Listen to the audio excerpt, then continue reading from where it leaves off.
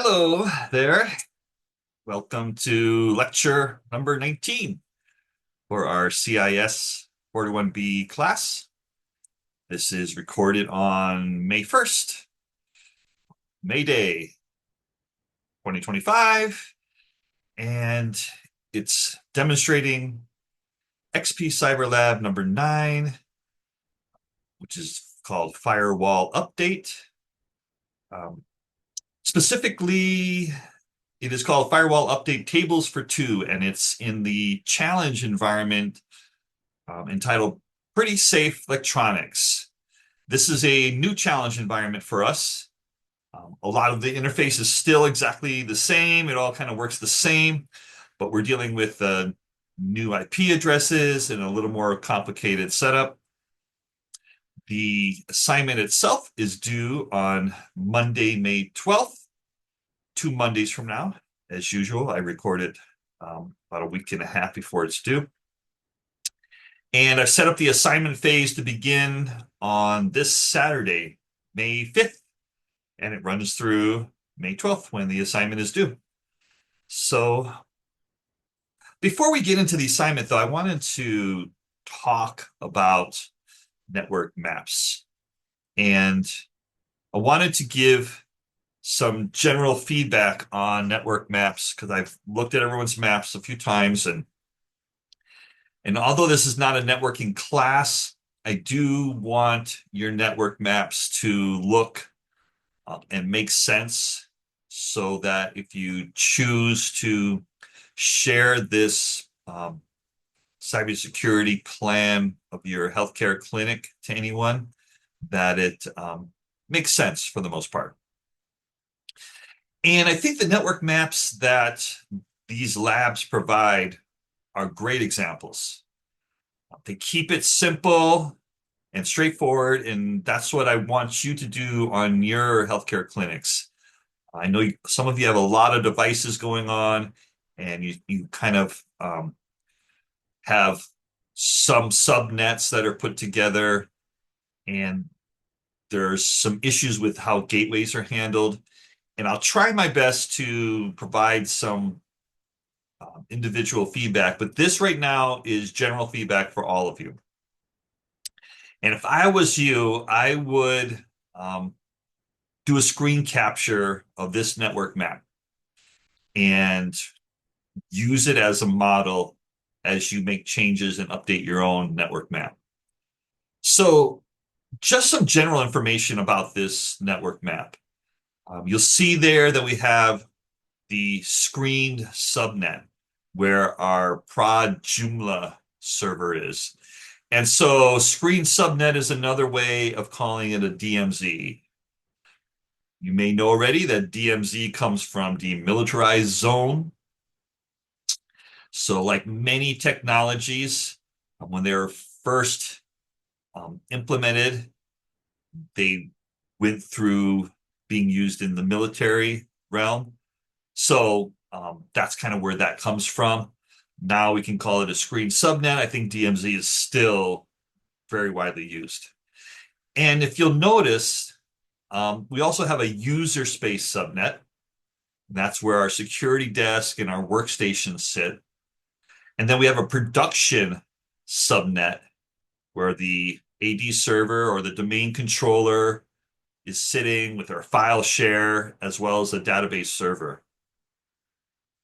So just focusing right now on these subnets that are within one particular building, because if you look how they've set up the key here, a dark line means it's a physical internal connection.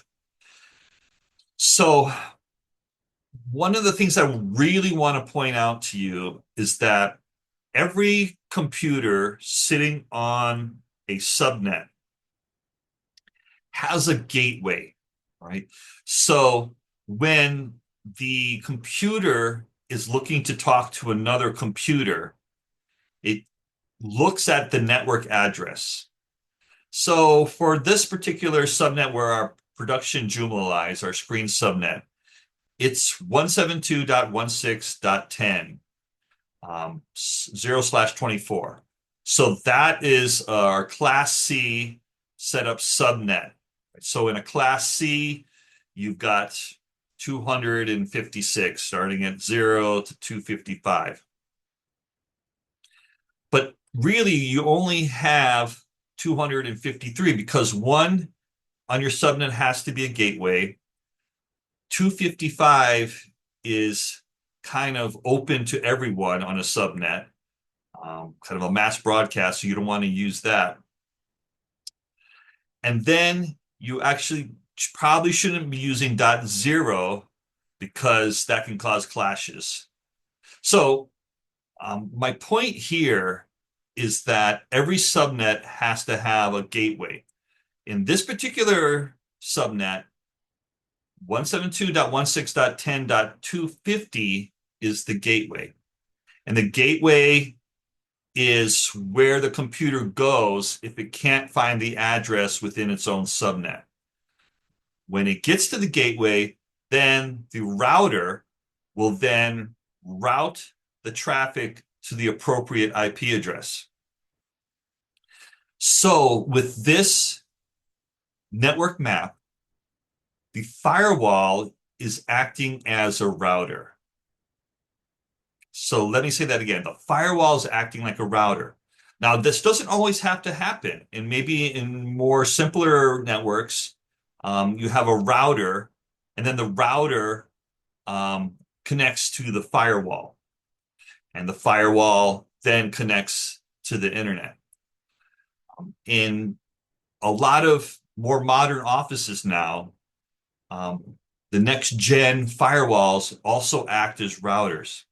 And the router is responsible for setting up the subnets. So each one of these subnets, we have a .20 and a .30. Right? If you recognize that now, let's go ahead and take a step back. So our user space subnet, which is on 172.16.20 0/24. And then our production subnet is 172.16.30.0/24. So within each of those subnets, computers can talk to each other without having to go to the router. Once they can't find a computer within that subnet, then they go to the router, and then the router will route it based on the network address. And if it's not within its controlled subnets, then it sends it out to the firewall, or the firewall itself sends it out to the internet. So what I need to see on your network maps is I need to see clear gateways for your subnets.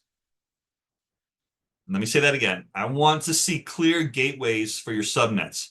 Now, if many of you are using the firewall as a router, I want you to indicate that, right? Firewall/router. Indicate, if you're using subnets, indicate separate lines to the router like it does here. So then indicate the specific gateway to that router for your subnet. So every computer that's set up on the subnet needs a gateway, right? In addition to the mask, which is usually 255.255.255.0, right? Which means you echo exactly the same thing as the IP address of the computer. So the computer has the IP address. In this case, for our screen subnet, our prod Joomla has 172.16.10.100. And I'm pointing out file share as well, which has 172.16.30.100, because these are the two servers that we will be updating their internal firewalls through this particular lab. So what I'm pointing out, though, is each one of those has its own gateway. So when you're setting it up, or it's been set up, it has a gateway to connect to the router. So our prod Joomla gateway is 172.16.10.250. Everything on that subnet would have that gateway. Same with production. All three of those computers have to have the same gateway, 172.16.30.250. All right. So let's go ahead and see if there's any other notes I wanted to mention. I think that some of you are using external services. Now, I want you to really think through those external services and how they are used. You can set up a VPN, and if you have a VPN, then you have a um, another IP address that is set up to connect from the edge router to the firewall or your internal router. In this case, you can see there that it uses 172.31.2, .2, and .4 as um, addresses for the edge routers. And 172.31.2.1 is the gateway that the ISP provides, right? So the physical ISP external connections, which is marked by the dotted line there, use those particular IP addresses to get from place to place, right? So they have been set up through the ISP. Then on top of that, you have a VPN. So the VPN connects from one trusted router to another trusted router based on those IP addresses, and then traffic from those routers goes through the VPN, which you should know already is all encrypted, right? Um, Quick look, if you look at store one or store two, they're sitting on 192.168.10 and .20 IP addresses. So they have internal networks that their network addresses are 192.168.10 or 192.68.20. Okay, so that's it in a nutshell. My main thing that I want you to take away from this is that when you update your network maps to turn them in with your final project, clearly show the gateways from your subnet. If you only have one subnet, then you only have one gateway to your firewall slash router. Okay, indicate that that's what it is, right? Um, that's really it. I wanted to make sure that you saw that. I think that this is a great example of uh, a network map. This is why I want you to keep things simple. Okay, so it's not too late to take away devices if your network map feels like it's out of control. The other thing I notice is that some of you are using a range. You're using a DHCP range. And DHCP, as many of you know, is that when a computer logs in and connects to the router, if the router can apply an IP address to that device, if that's within a specific range, right? So if you're going to use a DHCP range, indicate that that's what it is. Say DHCP and then indicate your range, 192.168.10.5 to dot, 50, whatever it might be. Okay. I also think that if you are using um, wireless devices, that they should be on their own subnet. If you're using IP phones, they should be on their own subnet because you want to start to take advantage of your subnets because this helps to divide your system by roles and by sensitivity. So that's why you can set up additional rules and you can log things according to subnets. All right, so that's it in a nutshell. Take the time to screen capture this and use this as a reference when you update your network maps for turning them in. So consider this feedback, applies to everybody, and institute it in your network maps. Okay, so let's get forward here on the actual challenge. Well, let's go ahead and read our challenge info like we usually do. So we have firewall update tables for two, right? And this is in the protect and defend framework category. The specialty areas, cybersecurity defense, infrastructure support, work role, cyber defense, infrastructure support specialist.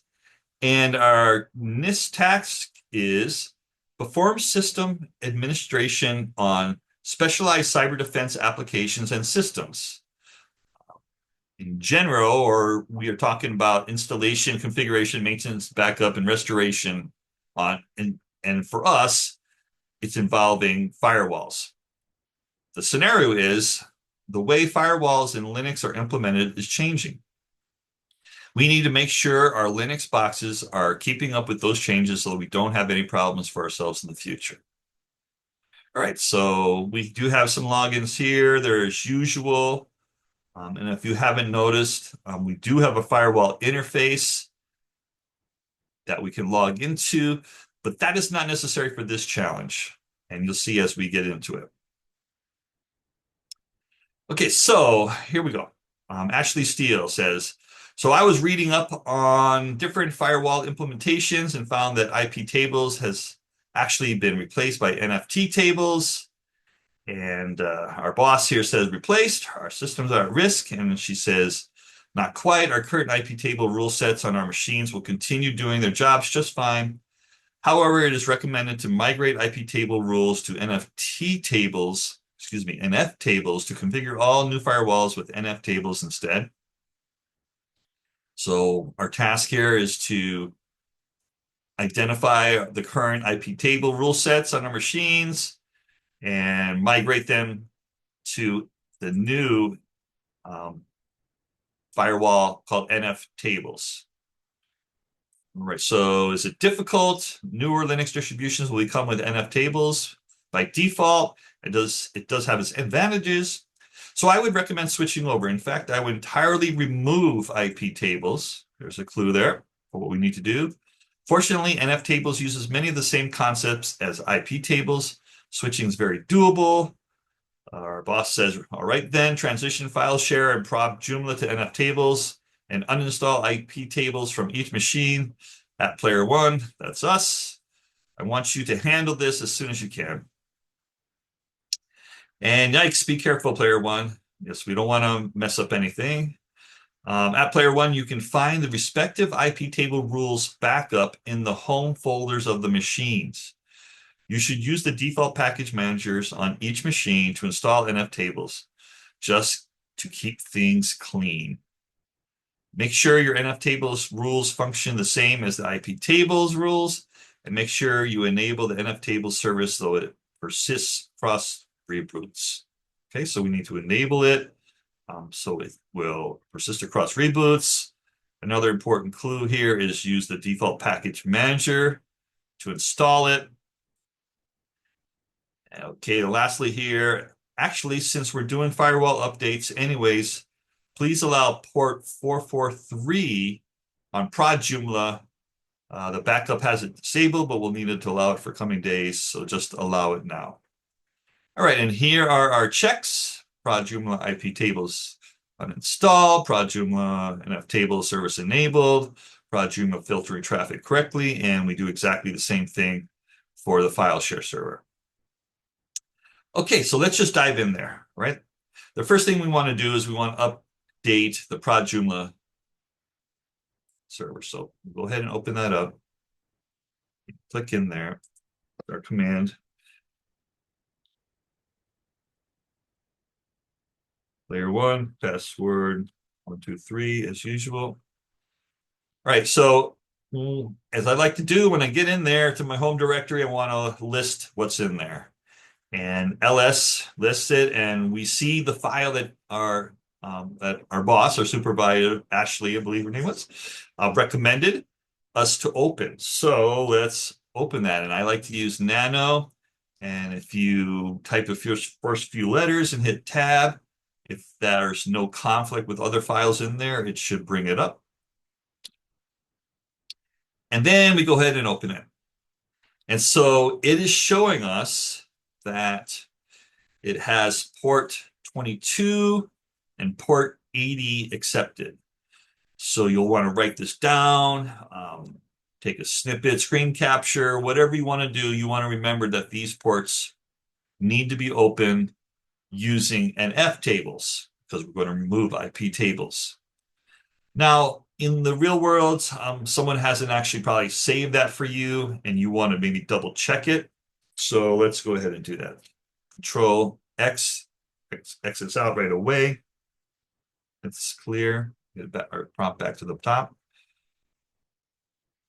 Okay. So one of the ways that you can do this is you can use a dump command from IP tables. And it basically is part of the IP tables package. It's called IP tables save. And what we're going to do is we're going to direct it to create a folder in our home directory. So this is what the tilde is for. If you put tilde slash, this means your home directory, your user home directory. And we'll call it IP tables dash backup. And we'll add an extension though, even though we don't need to. Okay, let me make sure I've done that right. Oh, I forgot the S. All right, so let's do this again. IP tables dash save. Direct it to tilde slash IP tables.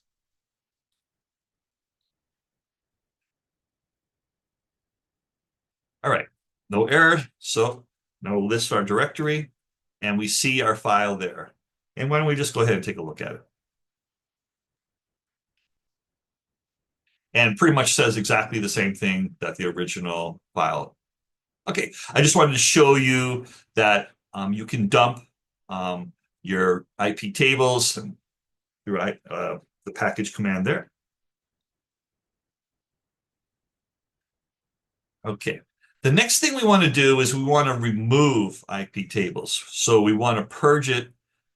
And I wanted to say that this is pretty important because you can create conflicts between NF tables and IP tables.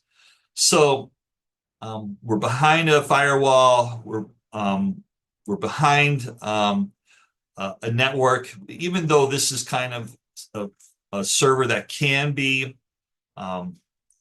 accessed because it's set up to be accessed from the internet. As you can see, because port 80 is open and port 22. We still want to do it ahead of time, and you'll see why that is. But Linux does cache files and hold on to them. So when we're done updating everything, we're going to require reboot still. But right now, let's go ahead and purge it. So the way you do that is you use your apt command.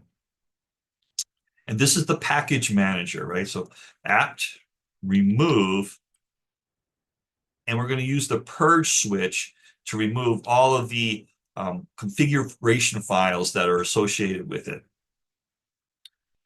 Then IP tables. Now, I'm going to add a -y. I haven't been doing this before. A -y basically automatically answers yes to any questions that it might have, any confirmations. Okay, that's completed. Now, eventually, this check should fire off. Sometimes it does, sometimes it doesn't. It depends on whether it's reading it correctly or not. It may require that the NF tables be set up first. So because it's removed the packages, it might not connect properly, but it does here. On the file share, it's a different operating system. We are working in Debian over here, and the file share works in Ubuntu. Okay, let's move on. Now we want to install NF tables, and we're doing it with our apt package manager. So the first thing you want to do before you install anything is you want to update. So sudo apt update will go up to the depository of, or repository of all of the programs that are available for your operating system, in this case Debian, specifically Debian 9. and it'll go through and take a look at what's up there and then read everything. And then from there, you can install your program with the most recent version because we don't want to go and install everything. It'll take forever. We just want to install NF tables. So sudo app, so our package manager, install NF tables, and we're going to use the -y again. Okay, so now we've installed NF tables, and we want to enable it. So we're going to enable it, and this is kind of a three-step process. We enable it, we start it, and then we're going to check the status on it. And we use this doing our system control, which is a command line tool that is used by Debian to control modules and packages inside its actual operating system. So, as always, we're using super user do because and we know that we don't have a password required for us to use super user do because it hasn't ever prompted us for this through all of our labs. But in most cases, when you first logged in, it will prompt you for your password. And when you put in your password from then, you don't have to use your password again. But in this case, we are not being prompted for it. Excuse me.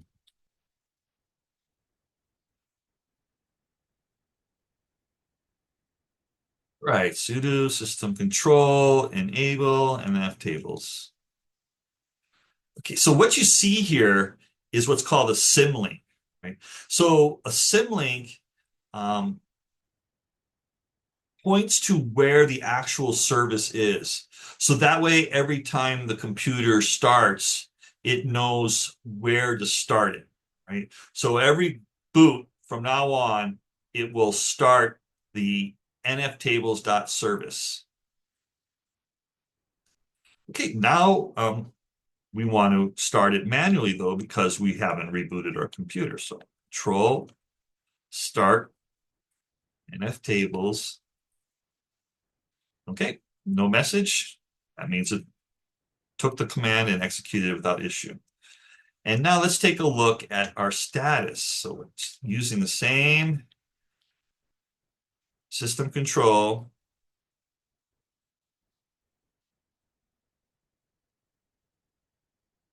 Okay, now we see that it's active and we, because that's what you're most looking for, active here, exited, and it shows some timestamps. It's loaded. Bottom line here is if you didn't see this information, it would just basically give you an error message. Okay, so if you've gotten this far, we're going to go ahead and move on now. So this is when we're actually going to configure the configuration file.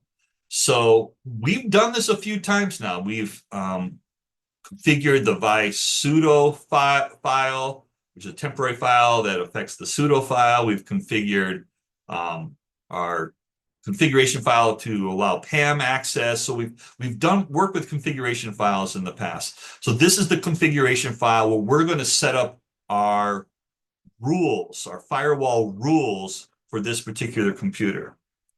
And the way we do that, you like to use nano to open this particular file and edit it.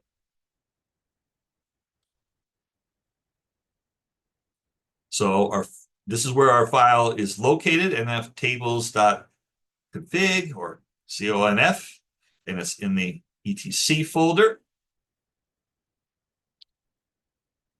All right, so we've just installed it, and it gives us like a generic default rule set. This is what's called a rule set. And you can see there, the first thing it says is flush rule set, right? And then from there, we're going to set up our filters. We have an input filter, which is things that are coming into the computer. And then we have forward and output. And those are things that are leaving the computer. So let me just walk you through how to update this, and then we can talk about it a little bit more in detail. Right, so it's all cursor command. There's no copy and paste. Believe me, I've tried. Everything in this lab requires you to type it, which, as usual, requires you to type very carefully, right? And if you made an error, it will tell you later on. So let's see if we can avoid that. It happens, it happens. So the first thing that we're doing here is we're adding something called policy drop. So this is a type of command within this particular file. So it requires a semicolon at the end. Right? And I think I'll get all that later, but right now, make sure there's a semicolon after policy drop. Then from there, we need to type in something that refers to the state and establishes that anything that has an established state should continue to be accepted. So this is the command for that.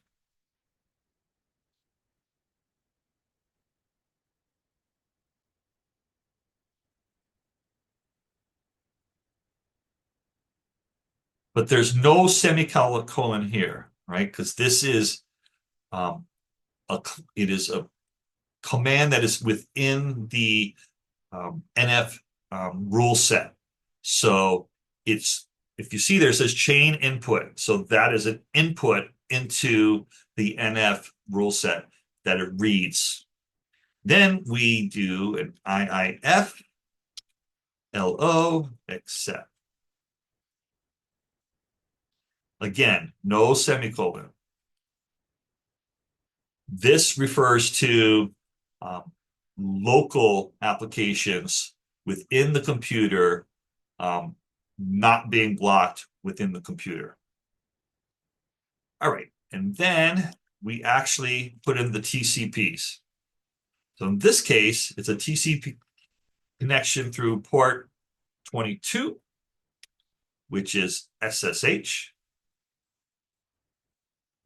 And we'll put a little hashtag there. It says SSH for our own purposes. Now, notice here that I'm using tabs to make the formatting nice. You can use spaces as well.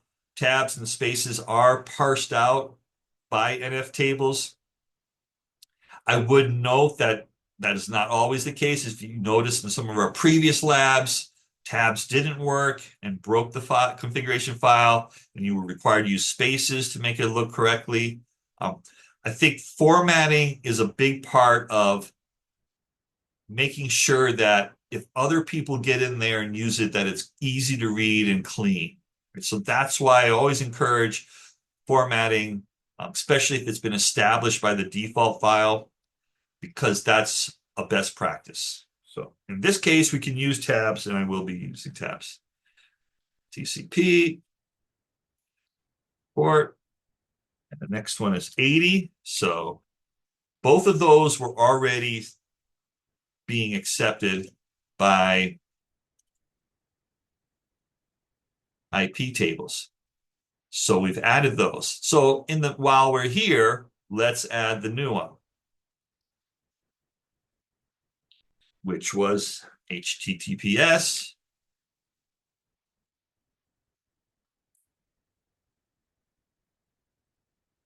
Okay.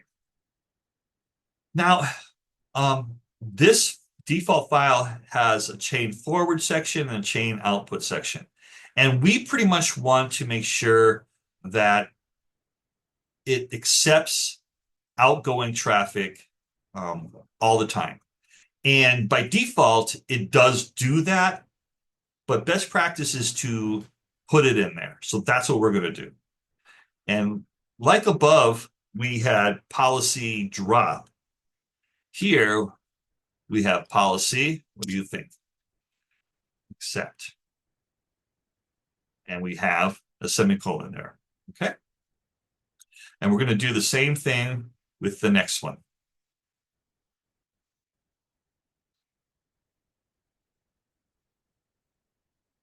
Tab. Let's see. Accept. Okay. And I think that's it. So Control O will write the file, and we're writing it to the exact same file by hitting enter. And then Control X brings us out. So I think I want to quickly see if I can talk about this. So table inlet filter basically creates a rule set that applies to IP4 addresses as well as IP6 addresses. Here, we're only dealing with IP4 addresses, but if it has an IP6 addresses, but you can be more specific. This is kind of a generic setup there.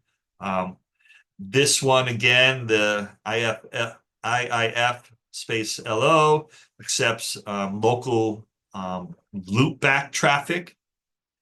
And then we have specifically opened connections from outside of this computer that are trying to connect to services on port 22, which is SSH, the service HTTP 80, as well as 443. You're familiar with all those services.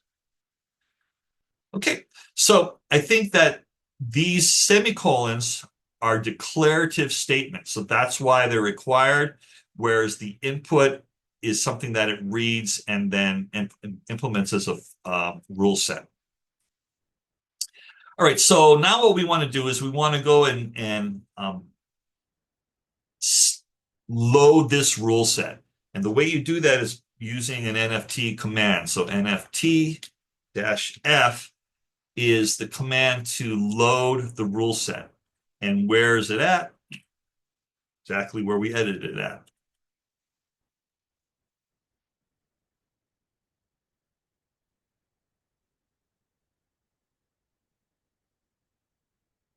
Okay. So everything was read correctly. Now you can output this rule set. This is a good way to like double check what is your rule set. And you will get an error if for some reason it hasn't been formatted correctly. It has been formatted correctly, so it's basically showing you everything that is in the rule set. Okay, so I'm not sure if this will fire off that check. Yes, it has. We've enabled it, but we aren't filtering traffic correctly, which is curious. So in the real world, you'll want to test what traffic is being filtered. So we have a nice computer here called Security Desk we're familiar with. This is our Kali box. So let's log in there and see if we can connect.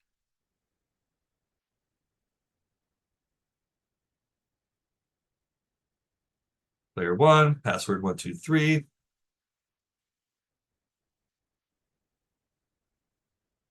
Now, the best way to see what ports are open is to use our Nmap program. So let's go ahead and do that. Nmap, and what was our IP address again? You remember? 72.1.6. It was on the .10 subnet. It's .100. I think I got that right.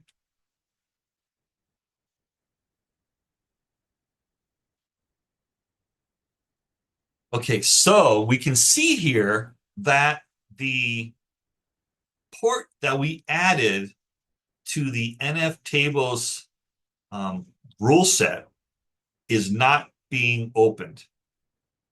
And this goes back to what I was referring to when we first were removing IP tables. This happens a lot in the Linux world where when you make configuration changes, even though you've completely removed the package IP tables and you've purged it of its configuration files, there is still legacy information in your Linux computer. So in some ways, that's a good thing, because if we completely removed IP tables and we purged everything and then all of a sudden it's wide open, during that moment when we're moving to IF to setting up IF tables, then we could suffer some cybersecurity issues, especially if someone's lurking around our system as it is. So there is a good thing about it. What happens often, and many times Linux computers need to go through this, is we need to reboot it.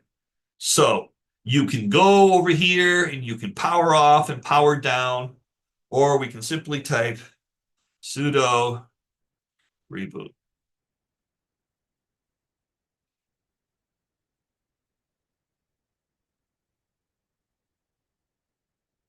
Okay. So while that's rebooting, why don't we, while we're here, take a look at what's going on in the other computer that we're about to update.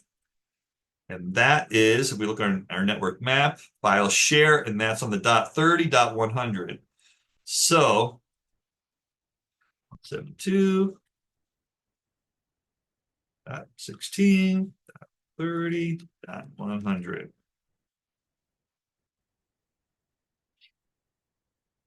Now, this is an interesting error here. And if you ever see something like this, it means that ICMP or your ping modules are being blocked. So Nmap has a way to get around that. And it's a little switch called capital PN. So let me go ahead and do that.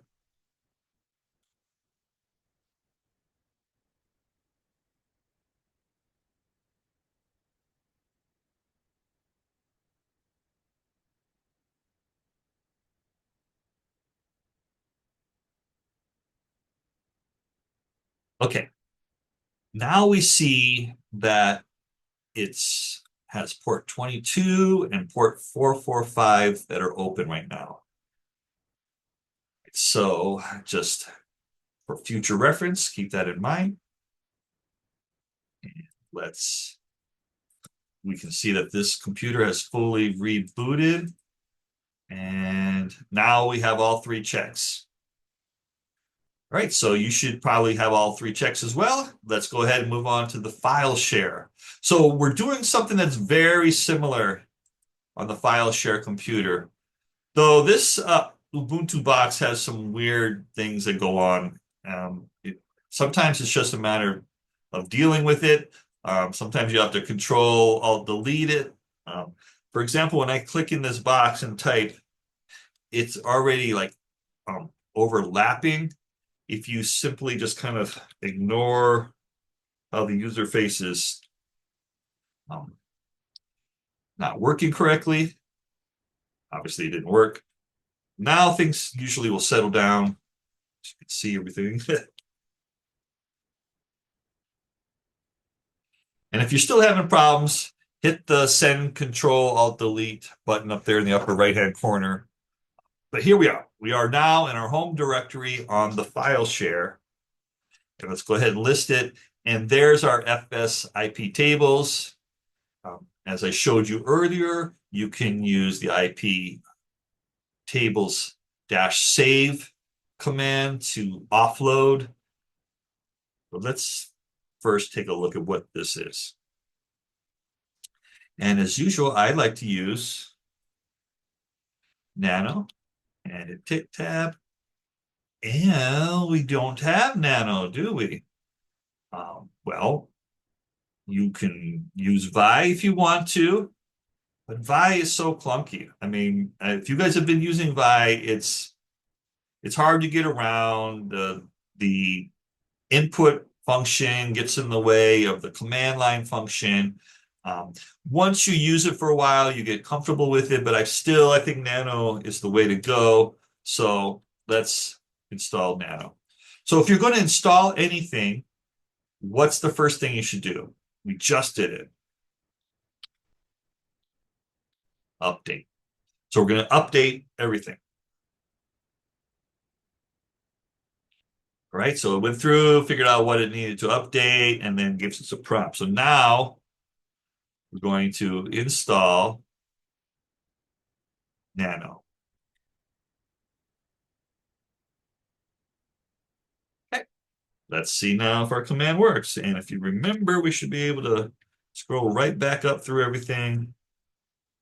Okay. So right now, this file says that we have 3 ports open. Port 22, port 139, and port 445. But if you look up here in our Nmap report, it shows that it doesn't show port 139 open. So something curious is going on here. And this is where the challenge becomes difficult. So if you were doing this challenge, you probably think, well, let's see exactly what the IP tables is saying, right? Because it says here that this was generated by it, and it kind of gives you a date and stuff like that. But let's go ahead and generate our own.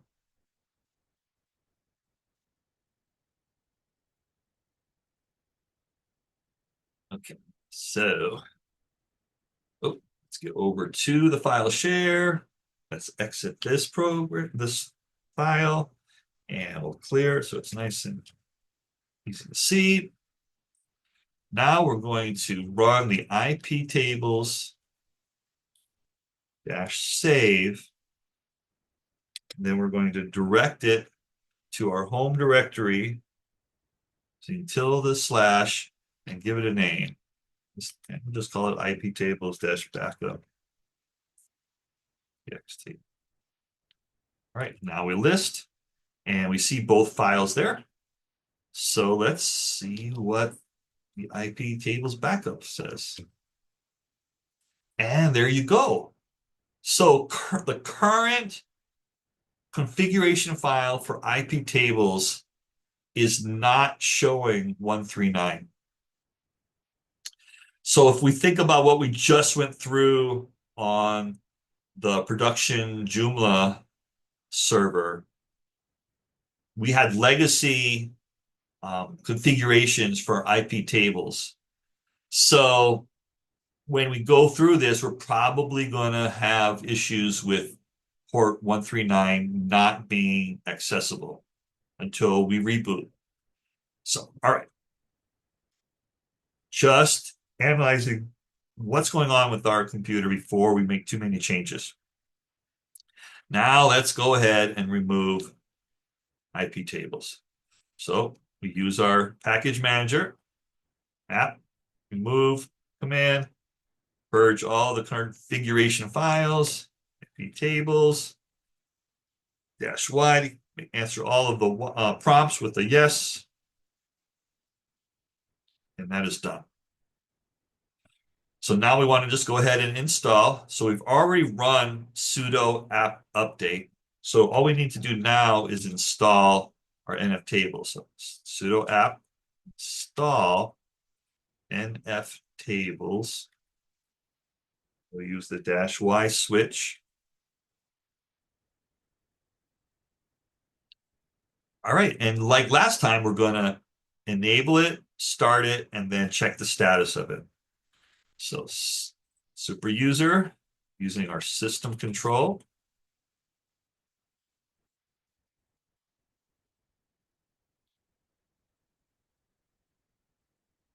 So sudo system control enable NF tables. All right. And you'll notice on Ubuntu, we get this little error message there. It doesn't stop the process. It's just kind of telling you that it hasn't actually been started yet. So that's why we're getting this error, but that's what we're going to do next. Using our system control to call start function. And we are starting NF tables package.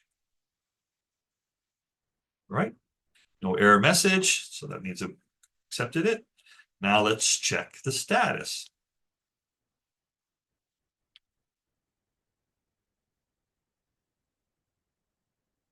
And we see it's loaded and it's active. All right, so now what's the next thing we do? Right, we update the config file. And it's very similar to how we did it last time.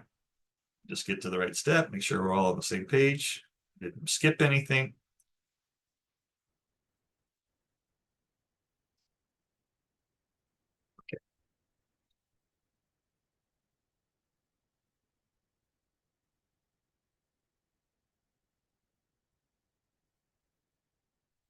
Okay, so same as last time, super user using nano, and in the etc folder, nftable.config. Oh, again, I didn't add the S, nftables.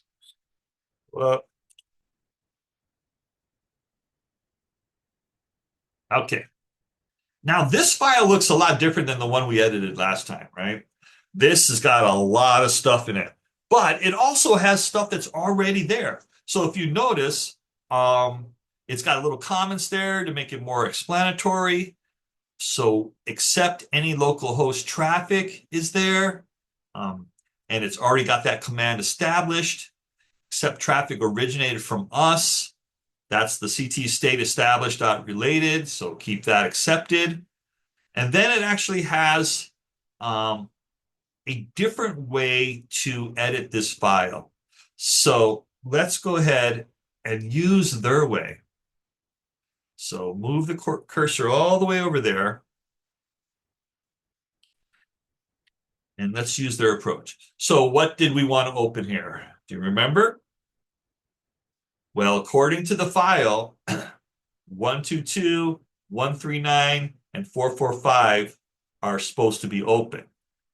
But the most recent version showed that 139 wasn't even being used in the current config file. But we want to follow what the boss said. We opened that file and it indicated 3 ports needed to be open. 122, 139, and 445. So let's go ahead and do that.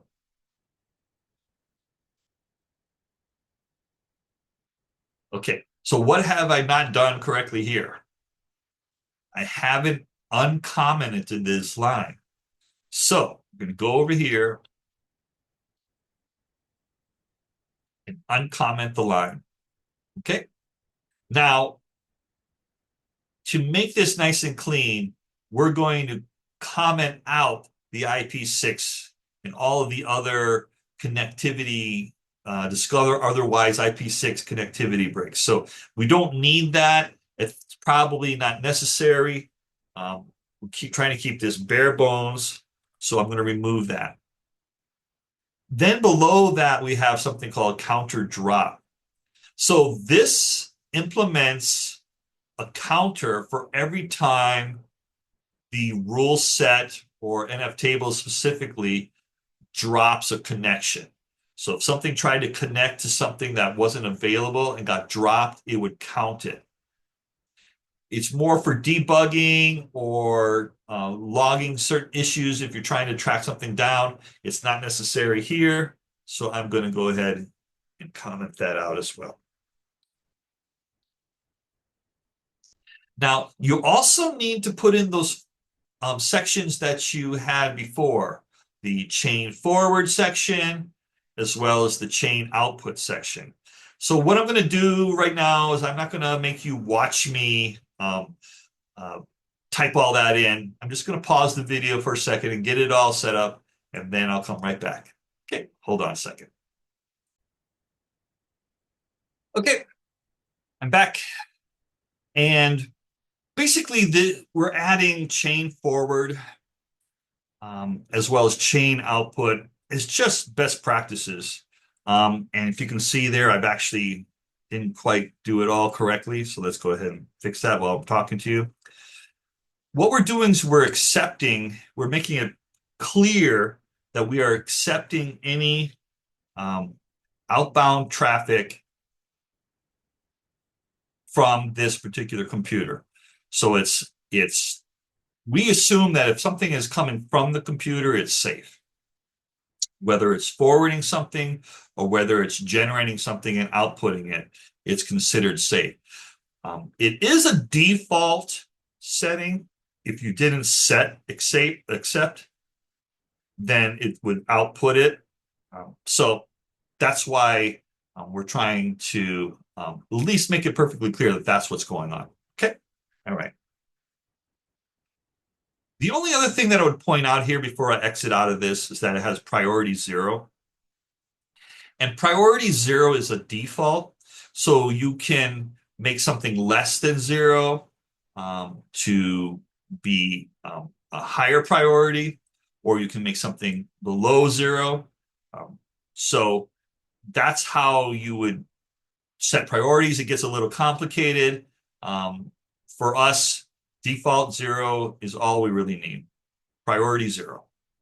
Okay, I think everything looks correct. We have semicolons where we need them and no semicolons where they're not required.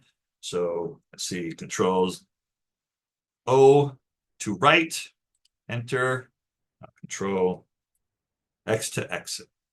So now we're back at our prompt here at the bottom. Let's go ahead and clear this.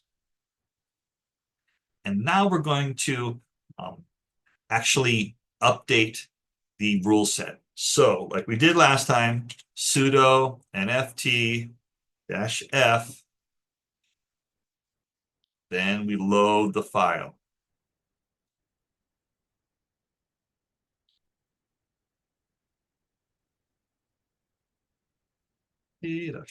Okay, no error message. And then let's output the actual rule set by using the list command, rule set.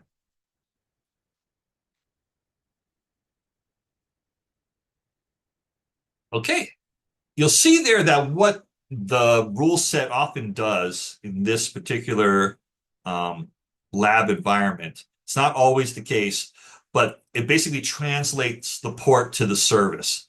So you have Microsoft DS, you have NetBIOS SSN, and then you have SSH, right? So Microsoft DS is what connects Active Directory services.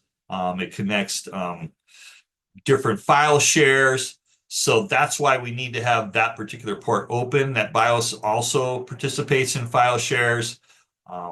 Samba is probably what's running here in the background. So it needs to, Samba is a way for Linux computers to interact with Windows computers so that it can see the file share.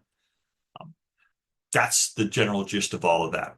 Okay, so now are we working correctly? Let's see here. We have file share IP tables uninstalled. We have file share services enabled. Let's go over here and see. 3100, I believe, is where we're at.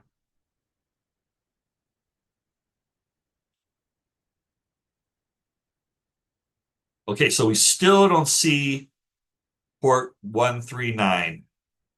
So as usual, as we discussed before, a simple reboot should fix that.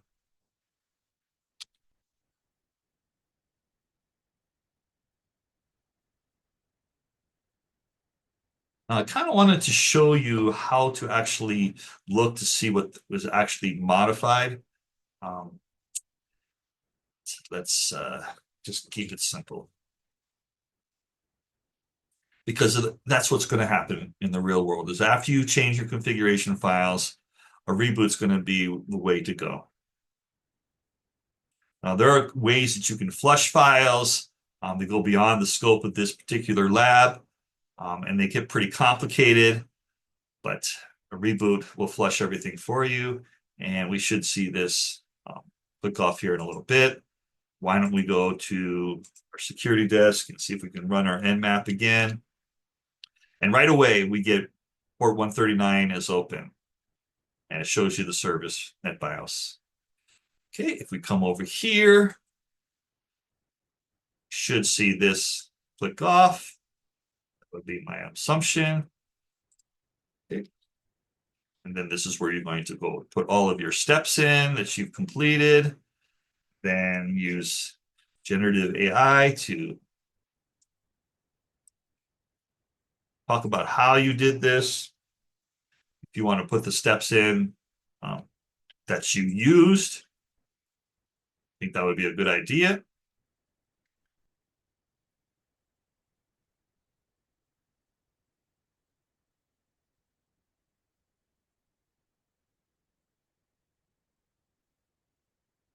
And I'm just kind of patiently waiting to see that this lab actually completes. I'm wondering if there's anything else I need to be doing.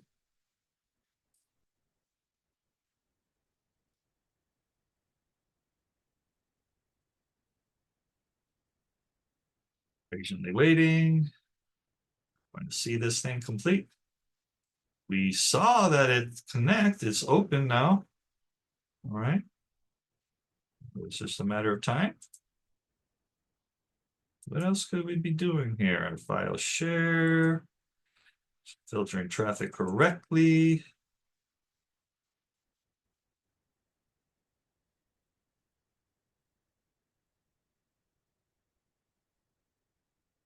Let's go ahead and double check our steps here. So we loaded the file. We output the rule set. Let's log in again and see.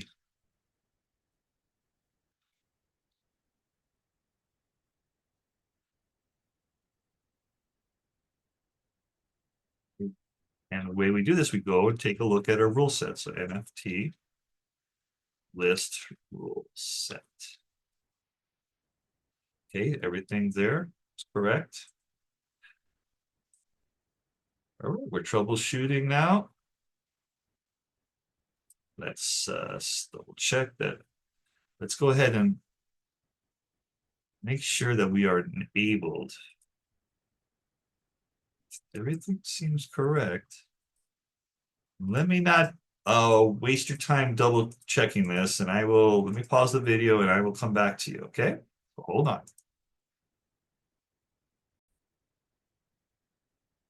Okay, I figured it out. As usual, I skipped a step. I kind of went ahead on the notes, and also, I'm sure if we were in a class setting together, one of my smart students would have caught me, but it has to do with this config file. So let's go back over here where we were. We still didn't get this to fire off correctly, but we still had the ports seeing open. All right. So the lab wants us to make sure we include something very important. Can you see it here? What comes after this line here where my cursor is at? Policy drop. Okay. Super important, because if we didn't institute this policy drop, then it remains open. So we're allowing port 22, port 139, and port 445, but we're dropping everything else. Okay. So that's my mistake there. I apologize for that. So everything else should be correct. Control X and overwrite. Okay. We now need to reload. So we're going back to our sudo nft-f /etc /nftables.config file. Reload that. And let's see if that made it happy. I hope so. May have to reboot it. Let's see if a reboot is required. Might just go ahead and reboot it anyways. But as soon as I go and reboot it, it's going to check off, I'm sure.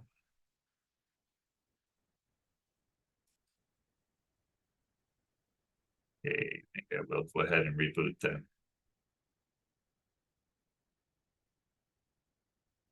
Let's just at least check our what our status was, or what our rule set was. Okay, we do see policy drop now, which was what we needed, and everything else seems to be correct. And there we go. It finally checked off. Okay, so yes, the labs are getting harder. Have another eye, take a look at your stuff, do a screen capture, send it to your group, see what might have gone wrong if you're still having problems like I had problems. right? This is our opportunity to help each other, to debug things, because that's just part of the game, right? 80% of the time, it all works. It's that 20% of the time when we're debugging things where things can get a little complicated. Okay, so there you go. There it is. XP Lab number 9, firewall tables. I hope it all made sense to you. Again, at this stage, I'm not available for help. Everything should be there on the recording. If you have any problems, please reach out to your group members and see if they can help you. Okay, thank you very much. Hope you have a great day or evening whenever you happen to be watching this. Bye-bye.